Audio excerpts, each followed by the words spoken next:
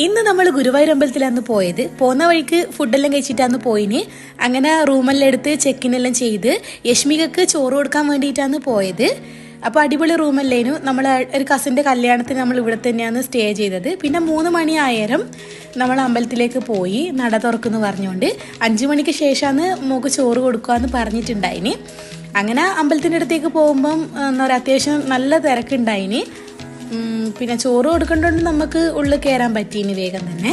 അങ്ങനെ അമ്പലത്തിൽ കുറേ സമയം നമ്മളവിടെ സ്പെൻഡ് ചെയ്ത് പിന്നെ 2-3 റീലെല്ലാം എടുത്ത് അത് കഴിഞ്ഞിട്ടായിരുന്നു ബ്രേക്ക്ഫാസ്റ്റ് കഴിച്ച്. പിന്നെ ഗുരുവായൂർ പോയതല്ലേ, ഓർമ്മക്കായിട്ട് ഒരു കുഞ്ഞ് കണ്ണനെ വാങ്ങിച്ചിട്ടുണ്ടായിരുന്നു.